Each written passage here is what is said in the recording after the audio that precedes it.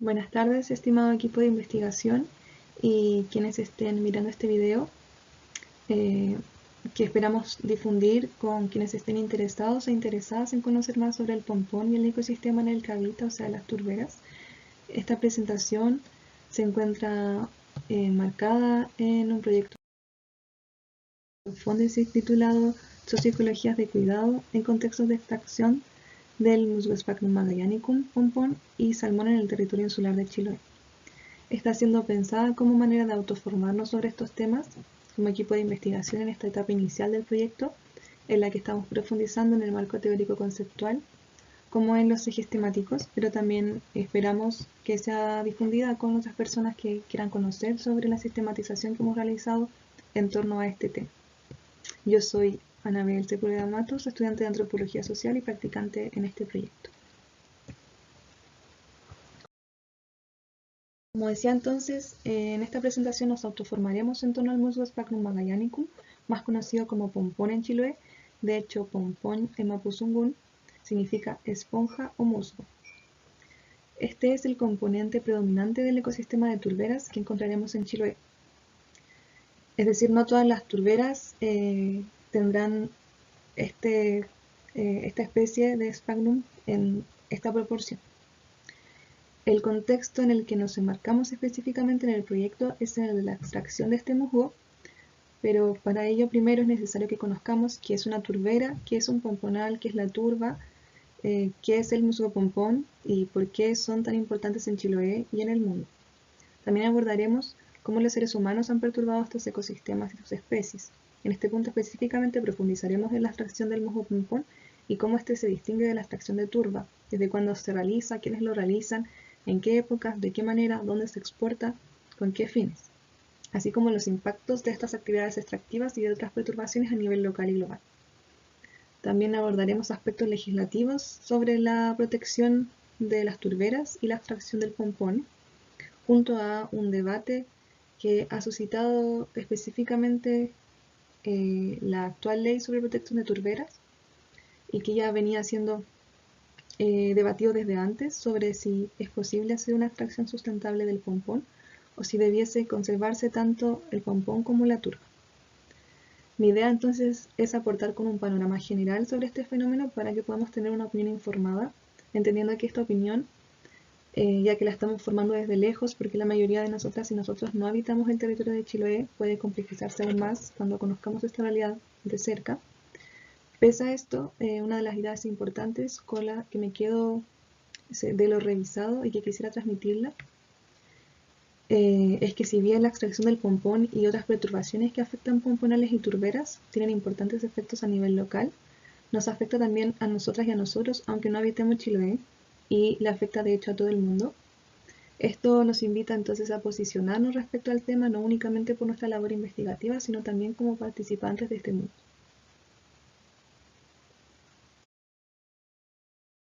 Partiremos entonces hablando de las turberas, las cuales corresponden a un tipo de humedal caracterizado por la acumulación de material orgánico o turba en un proceso lento de degradación anaeróbica, o sea que ocurre en ausencia de oxígeno por la abundante presencia de agua en estos humedales. Y por cierto que cuando hablamos de proceso lento nos referimos a milenios de años. Cubren el 3% de la superficie de la Tierra y representan más del 50% de los humedales del mundo. Podemos encontrar turberas alrededor de todo el mundo en mayor o menor proporción, principalmente en zonas boreales, templadas y tropicales del planeta. En Chile encontramos turberas entre las regiones de Magallanes, entre las regiones de la Araucanía y Magallanes y Antártica chilena, siendo más abundante en estas últimas. Específicamente en Chiloé, según la organización Humedales Chiloé, las turberas cubren 18.699 hectáreas de superficie dentro de la isla.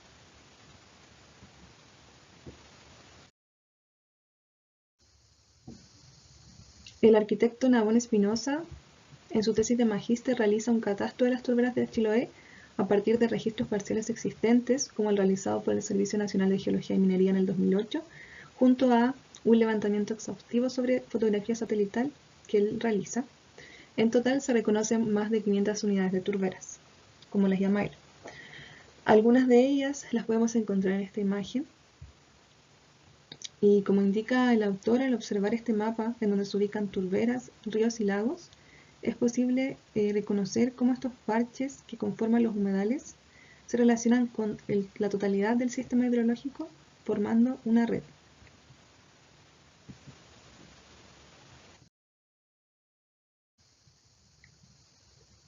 Como indica la bióloga Bárbara Saavedra en su charla TED, que está disponible en YouTube, los humedales, como las turberas, pueden imaginarse como el Big Bang de la vida, donde la biodiversidad, en todas sus relaciones y complejidad, estalla. También pueden imaginarse como un iceberg, del cual únicamente podemos ver su superficie, conformada por asociaciones de especies biológicamente activas, entre las que predominan plantas hidrófilas, como es el pompón, mientras que en los estratos subyacentes, los que son invisibles a nuestros ojos, podemos imaginarnos cómo se forma una torta de panqueque en la medida en que la vegetación superficial muere cada año y se va acumulando sin descomponerse completamente. Año a año se va agregando una delgada capa a esta torta de forma muy lenta. Esta materia orgánica acumulada es la que se conoce como turba y es rica en microorganismos, agua y carbono. Entonces vemos que en esta superficie, que sería la que está visible a nuestros ojos, hay principalmente musgo sphagnum, por lo menos en las turberas de Chiloé, también en las de Magallanes, y en esta parte de abajo, que es la que no sería visible a nuestros ojos, es donde se va acumulando la turba, que es la descomposición de este material de arriba, a través de un proceso muy lento. También acompañado a este ecosistema vemos toda una biodiversidad conformada por árboles y arbustos del bosque nativo y distintos seres que algunos únicamente se encuentran asociados a este tipo de ecosistemas. Así como también todo un proceso en relación al carbono y al agua y al dióxido de carbono que conoceremos en mayor profundidad en las siguientes diapositivas.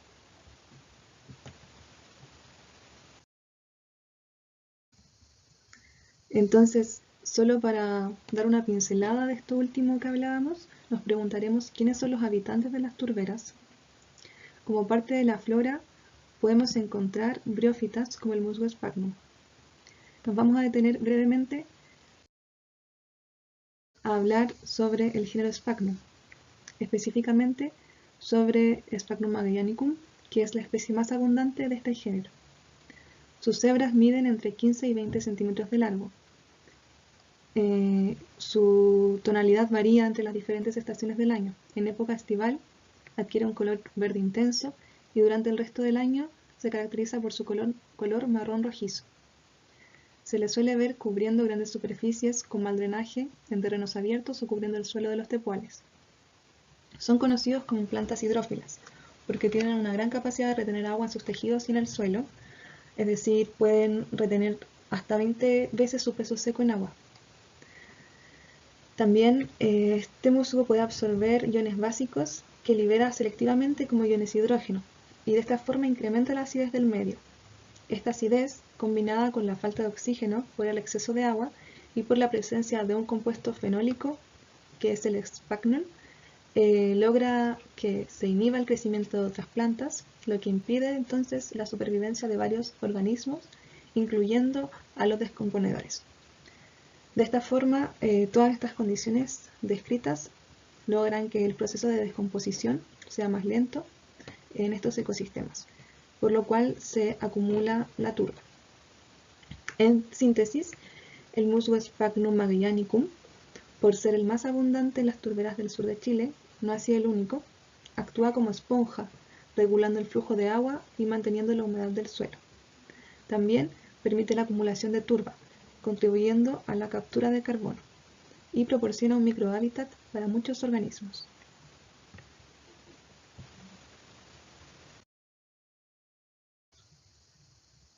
También encontramos líquenes, principalmente del género Cladonia, como también plantas vasculares, donde destacan las plantas insectívoras como Drosera. En cuanto a la fauna, se encuentran invertebrados como la araña molinaranea y rotíferos. como clanis. Estos son animales acuáticos microscópicos sobre los cuales las investigaciones recientes han mostrado que son importantes en los ciclos de fósforo y nitrógeno en los ecosistemas de turbera.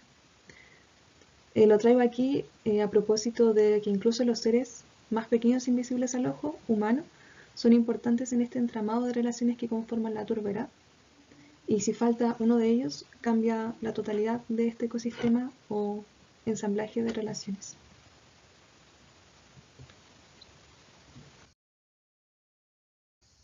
También hallamos animales vertebrados como los anfibios, quienes utilizan las turberas temporalmente durante las sequías de verano, como el sapito de cuatro ojos. También en las zonas circundantes se han observado pudúes. Además, las turberas reciben gran diversidad de aves acuáticas y terrestres en distintas etapas de su ciclo de vida, y proporcionan refugio cuando éstas ya no pueden permanecer en hábitats donde la actividad humana les ha desplazado. Las aves que predominan son las insectívoras, como el carpintero negro.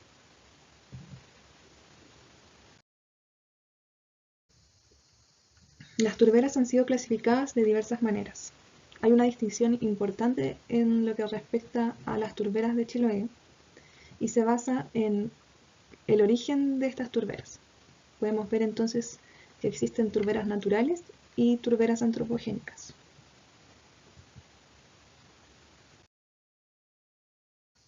Las turberas naturales se presentan en mayor proporción en la región de Magallanes, pero en Chiloé también existen. Estas se originan tras el retroceso glaciar. Hace más de 20.000 años atrás, durante el Pleistoceno, los hielos cubrieron el valle central de la región de los lagos, así como gran parte de la isla de Chiloé. Cuando aumentó progresivamente la temperatura, hace 13 años antes del presente, los glaciares comenzaron a retirarse, dando paso a numerosos humedales y lagunas. Estas zonas de restringido drenaje se fueron poblando por especies del musgo sphagnum, permitiendo así la acumulación de materia orgánica que dio lugar, con el paso del tiempo, es decir, miles de años, a extensas turberas. Durante el calentamiento postglacial, llegaron otros tipos vegetacionales, como matorrales y bosques. En resumen, las turberas naturales corresponden a acumulaciones muy antiguas de material orgánico derivado del crecimiento de sphagnum.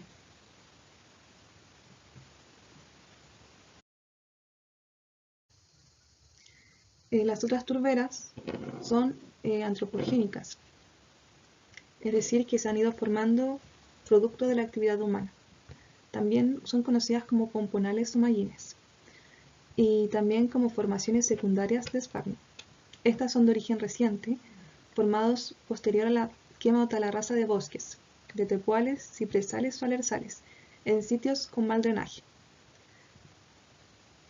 El origen antrópico data desde 1850 con la colonización europea hasta el día de hoy. Al desaparecer los bosques, estos sitios en condiciones de inundación son colonizados por el musgo sphagnum. Debido a esto, la regeneración arbórea es bastante baja, ya que, como veíamos, la presencia de sphagnum retarda o imposibilita la presencia de otros organismos. Son humedales con presencia de sphagnum, pero sin acumulación de turba o menor a 30 centímetros, por su origen reciente. Según las investigaciones, la extracción de pompón se realiza principalmente en estas turberas. Esto porque el musgo que aquí se encuentra es más joven y por lo tanto de mejor calidad para su comercialización, y además crece menos compactado. Estas turberas se pueden encontrar principalmente en predios de pequeños propietarios o terrenos fiscales. Por lo mismo es que este tipo de turberas es la que es propuesta por varias de las investigaciones científicas como sitios donde sería posible una extracción sustentable del pompón, y no así en las turberas naturales, por su acumulación larga de turba. Aunque esta investigación es del 2008, investigaciones posteriores no refutan esta idea. Sin embargo, también muchos llaman la atención de la poca investigación de los impactos ecológicos de dicha actividad, y más bien se basan en antecedentes de otros países que han llevado a cabo prácticas de cosecha sustentable, como Nueva Zelanda y Australia. Entonces cabe preguntarnos sobre los efectos de esta actividad en estos territorios y específicamente en pomponales. ya que todos los autores que han investigado sobre este tema, ellos consideran que la extracción de pompón no debiese realizarse en turberas naturales. Pero cabe preguntarse entonces qué pasa con los pomponales y por qué en esto sí sería potencialmente sustentable la extracción del pompón, más allá de lo que podamos hablar sobre la acumulación de turba, ya que incluso en pomponales podemos encontrar acumulación de turba o podríamos encontrar en un futuro acumulación de turba.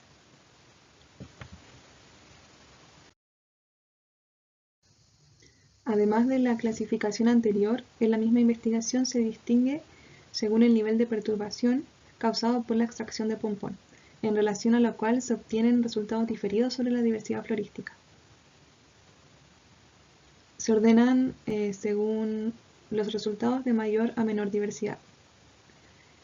En primer lugar, las turberas antropogénicas sin extracción de musgo se tratarían de sitios de perturbación intermedia que presentan la mayor diversidad florística de los tres, específicamente Senda Darwin y Rapoport en Ancud. Algunas de las especies encontradas en estas turberas y que no están presentes en las turberas naturales son especies que frecuentan ambientes expuestos a disturbios constantes, como estrella y murta. Además, las turberas antropogénicas presentan la mayor heterogeneidad entre sí, mayor heterogeneidad que la que presentan las turberas naturales. En segundo lugar, las turberas naturales presentan menor diversidad florística que las turberas antropogénicas, pero en estas se encuentran especies que no se encuentran en las turberas antropogénicas, como lo son dos plantas insectívoras y un tipo de junco, así como varias otras especies que son escasas en otros sitios. En tercer lugar, las turberas antropogénicas con extracción de musgo serían las más perturbadas de estas tres y con menor diversidad de especies. Además, presentarían los niveles de napa freática más superficiales entre los tres ambientes, específicamente Lecam y Curamó en la comuna de Ancud. Y sobre las turberas naturales, creo que no dije cuáles eran, específicamente son Romasal y Púlpito en Castro.